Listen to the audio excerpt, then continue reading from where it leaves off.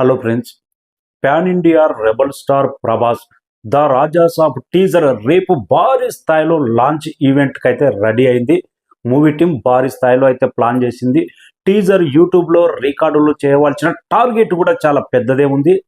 First రేపు ఉదయం 9 గంటలకు ప్రసాద్ ఐమాక్స్ హైదరాబాద్లో అయితే ప్రభాస్ ద రాజాసాబ్ కటౌట్స్ అయితే భారీ స్థాయిలో ఈవెంట్ అయితే ఏర్పాట్లు అయితే చేశారు. కటౌట్ లాంచ్ ఈవెంట్ ఉండబోతుంది.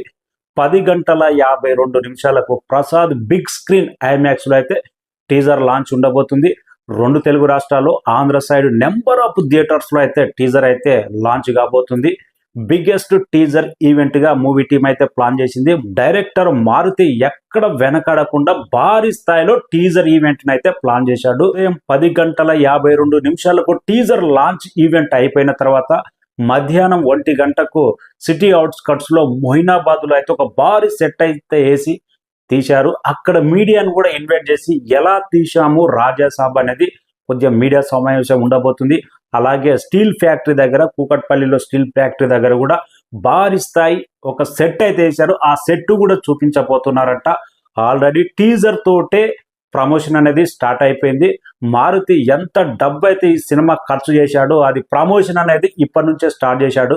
అందుకే మీడియాను కూడా రేపు మధ్యాహ్నం ఇన్వైట్ చేసి రాజాసాబ్ ఏ రేంజ్లో తెరకెక్కించామనేది కూడా ఆఫ్టర్ టీజర్ తర్వాత మీడియా సమావేశం ఉండబోతుందంట. అందుకే మూవీ టీం భారీ ప్లాన్ అయితే చేసింది.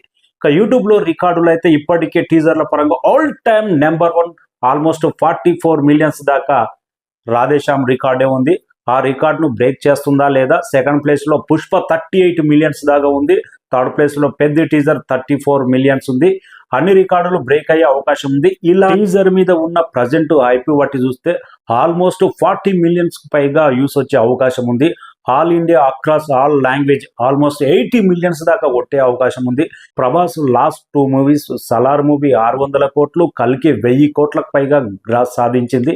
ఇంతటి భారీ విజయాల తర్వాత వస్తున్న ద రాజాసాబు మీద ఎలాంటి అంచనాలు ఉంటాయి? టీజర్ తోటే అంచనాలు పీక్ స్థాయికి అయితే చేరిపోయినాయి. రేపు మాత్రం రచ్చే ఉంటుంది చాలా చోట్ల థియేటర్ల దగ్గర అయితే.